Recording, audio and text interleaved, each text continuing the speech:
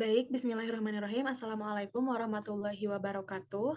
Perkenalkan, kami dari kelompok 8 akan mempresentasikan hasil poster laporan praktikum biokimia yang berjudul Penentuan Kadar Protein pada Tepung Ampas Kelapa. Nah, untuk tujuan percobaannya ada 3. Yang pertama, mendeskripsikan proses pembuatan tepung ampas kelapa.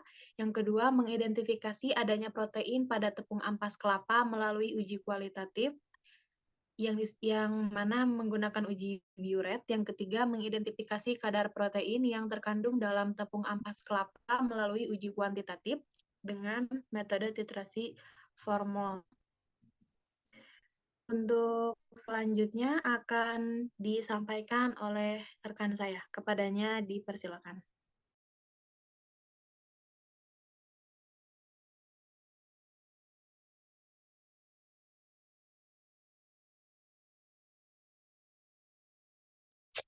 Ya baik, di sini saya akan menjelaskan prosedur yang pertama yaitu pembuatan tepung ampas kelapa.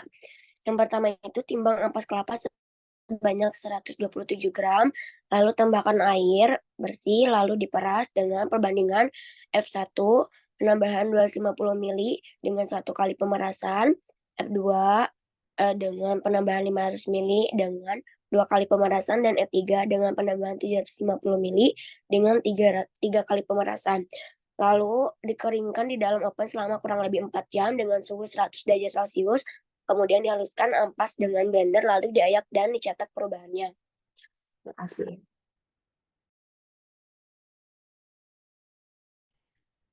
Baik, untuk selanjutnya ada hasil pengamatan dari uji kualitatif uji Biuret dengan yang pertama menimbang 1 gram sampel A dan sampel B serta sampel C berwarna putih serbuk dengan massa 1 gram, lalu H2O-nya cair, tidak berwarna, dan tidak berbau dengan volume 10 mili. Lalu setelah itu diukur larutan sampel sebanyak 3 mili dan dihasilkan sampelnya tidak larut dalam Aquades. Lalu setelah itu ditambahkan 1 mili NaOH, yang mana NaOH itu cairan tidak berwarna dengan volume 2,5 mili. Nah, saat dicampurkan, cairan menjadi putih keruh. Setelah itu ditambahkan tetes CWSO4 0,01 molar. Nah, CWSO4 ini cairan berwarna biru dengan volume yang ditambahkannya 10 tetes. Nah, setelah itu didapatkan sampel A berwarna ungu muda, ada ampasnya, lalu sampel B berwarna putih, putih keruh, sampel C larutan ungunya menjadi lebih pudar. Dilanjutkan dengan rekan saya. Baik, selanjutnya pada uji kuantitatif. Yang pertama di titrasi formol, sampel A, B, dan C berupa serbuk berwarna putih dengan massa 1 gram. Kemudian H2O cairan tidak berwarna dan tidak berbau dengan volume 10 mili. Kemudian sampel tidak larut di dalam Aquades. Larutan terpisah dengan tepung ampas kelapa berwarna putih keruh. Kemudian larutan berwarna putih keruh volume 10 mili. H2O larutan tidak berwarna, tidak berbau dengan volume 20 mili. Larutan tidak berwarna sedikit keruh. Kemudian kalium oksalat cairan tak berwarna, volume 8 tetes, larutan tetap tidak berwarna, sedikit keruh. Dilanjutkan oleh rekan saya. Baik, yang selanjutnya mengenai titrasi formol. Di sini ada indikator PP, yaitu indikator PP adalah berupa cairan yang tak berwarna, tak berbau, dengan volume 3 tetes. Nah, larutan ini tetap tak berwarna dan sedikit keruh. Lalu dilanjutkan, larutan didiamkan dan larutan tidak terdapat perubahan. Lalu dititrasi, saat dititrasi yaitu dengan menggunakan NaOH. NaOH merupakan cairan tak berwarna 0,1 normalitas. Didapatkan sampel A yaitu 0,4 mili volumenya, lalu sampel B 0,5 mili, sampel C 0,4 mili, dan ketiganya berwarna pink muda keunguan. Lalu yang selanjutnya ditambahkan formaldehid, yaitu merupakan larutan tak berwarna dengan volume 2 mili, lalu sampel ini menjadi tidak berwarna. Lalu yang terakhir pada Titrasi formal ini pengamatannya yaitu titrasi kembali sampel dan diketahui sampel A yaitu 0,5 mili dengan volume total tadi 0,9 mili, lalu sampel B itu 0,4 mili dengan volume totalnya 0,9 mili dan sampel C itu 0,4 mili dengan volume total 0,8 mili. Lalu yang selanjutnya ada titrasi blanko yang akan disampaikan oleh rekan saya. Baik, terima kasih. Selanjutnya itu ada titrasi blanko, di mana Aquades sebanyak 20 mili berupa cairan tidak berwarna itu dimasukkan ke dalam Erlenmeyer 250 mili dan Aquades ini dijadikan sebagai sampel pada titrasi blanko. Nah, selanjutnya menambahkan 0,4 mili kalium oksalat dan menambahkan 3 tetes indikator PP serta menambahkan 2 mili larutan formaldehid. Di mana saat pencampuran ini semua larutan tetap tidak berwarna.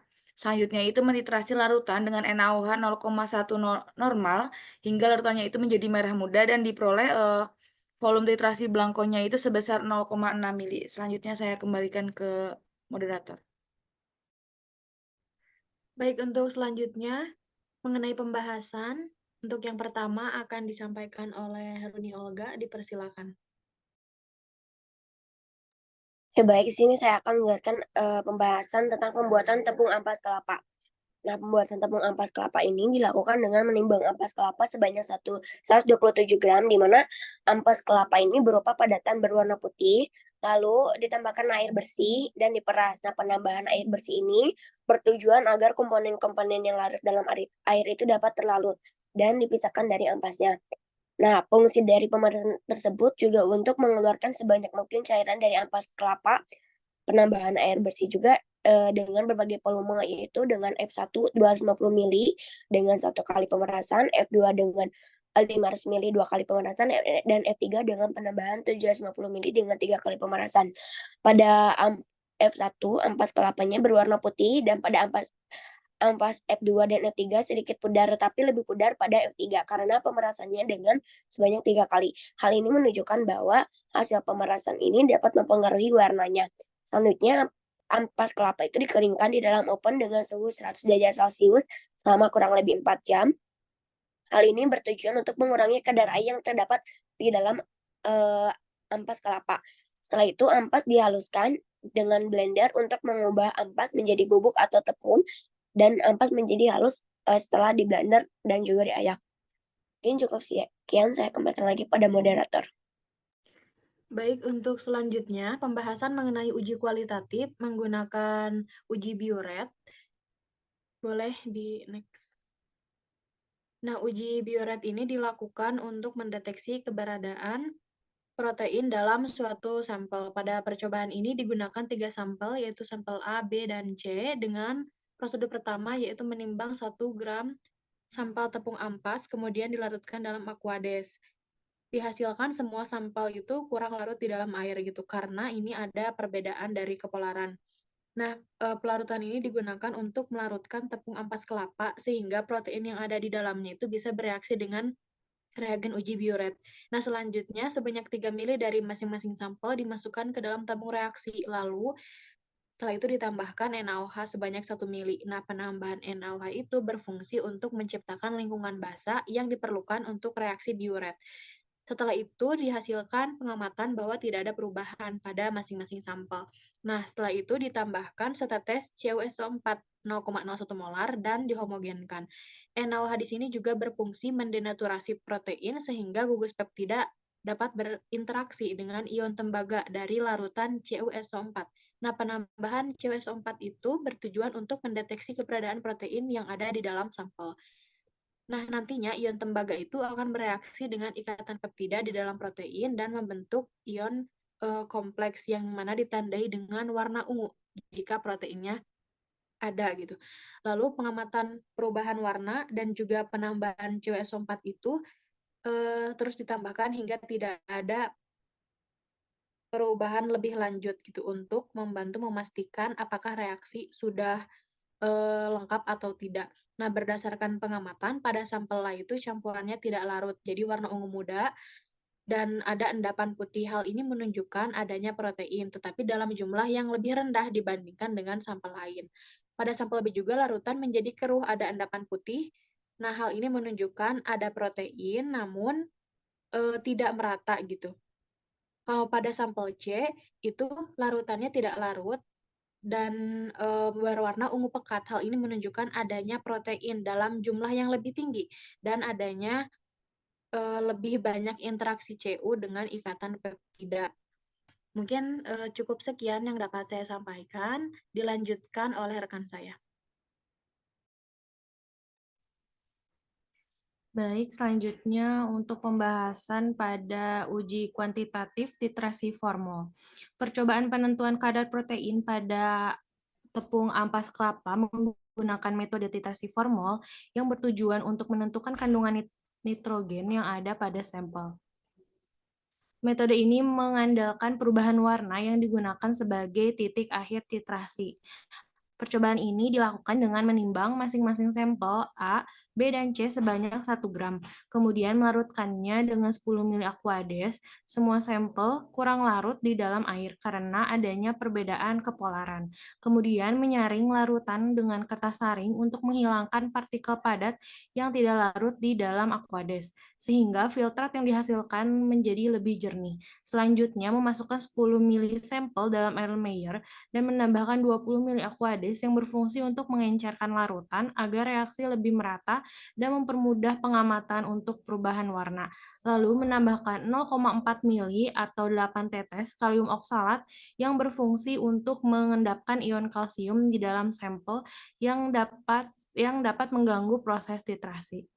Kemudian dilanjutkan oleh rekan saya. Oke, baik. Yang selanjutnya, di sini setelah ditambahkan kalium oksalat, ada penambahan yang ditetesi indikator PP sebanyak 3 tetes yang berfungsi untuk mendeteksi titik akhir titrasi yang ditandai dengan berubahnya warna larutan menjadi merah muda.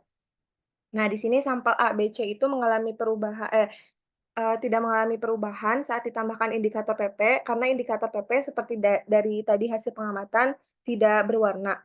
Lalu kemudian dilakukan titrasi dengan NaOH 0,1 normal yang berfungsi untuk menetralkan asam yang terbentuk selama reaksi, juga menetralkan proton bebas yang dihasilkan. Nah, hasilnya larutan menjadi berwarna merah muda yang menandakan berakhirnya titrasi awal dari titrasi formol ini. Lalu setelah terlihat warna pink muda, kemudian ditambahkan formaldehida. Di sini formaldehida ini berfungsi untuk bereaksi dengan gugus amina dari asam amino. Jadi formaldehida ini bereaksi dengan gugus amina primer pada asam amino membentuk senyawa hidroksimetil. Formaldehida ini merupakan cairan yang tidak berwarna dan setelah ditambahkan formaldehida, hasil pengamatannya yaitu sampel ABC yang tadinya dititrasi dengan NaOH menjadi pink, berubah menjadi tidak berwarna kembali. Lalu setelah ditambahkan formaldehida, ini fungsi dari formaldehida ini bisa menghilangkan warna pink tersebut karena menutup gugus amina. Lalu kemudian dititrasi kembali hingga mencapai titik akhir titrasi yang ditandai dengan berubahnya warna larutan. Adapun tadi telah disebutkan yaitu totalnya sampel A dan B yaitu total titrasinya 0,9 mili dan sampel C total titrasinya yaitu 0,8 mili. Selanjutnya mengenai titrasi blanko akan disampaikan oleh rekan saya. Baik, boleh di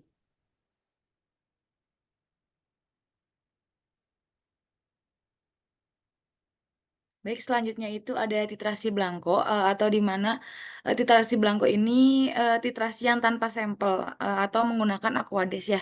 Nah, titrasi blanko ini digunakan sebagai koreksi atau larutan pembanding untuk memastikan bahwa pelarut yang digunakan baik dan tidak menimbulkan zat lain yang akan bereaksi dengan semua bahan yang digunakan, serta untuk mengetahui jumlah mili NaOH yang akan bereaksi dengan zat-zat kimia yang digunakan dalam analisis, seperti kalium oksalat, formaldehid, dan Aquades sendiri.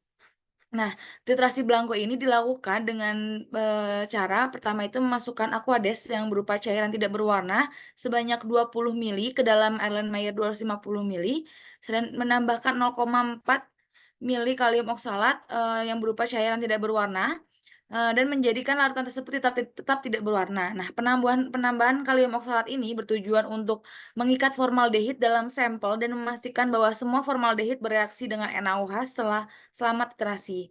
Lalu menambahkan indikator PP yang berupa cairan tidak berwarna yang bertujuan sebagai pendeteksi TAT yang ditandai perubahan warna larutan menjadi warna merah muda. Dan saat dicampurkan dengan indikator PP pun larutan tetap tidak berwarna. Setelah itu dilakukan penambahan larutan formaldehid yang berupa cairan tidak berwarna, dan formaldehid ini berfungsi untuk menguatkan sifat asam dari asam amino dan ditandai dengan larutan itu tetap tidak berwarna gitu. Dan lalunya literasi dengan NaOH 0,1 normal yang bertujuan untuk menetralkan gugus karboksil yang terdapat pada asam amino sendiri. Dan diperoleh volume titrasi blankonya itu sebanyak 0,6 mili ya, volume totalnya. Larutannya menjadi warna merah muda. Saya kembalikan ke moderator.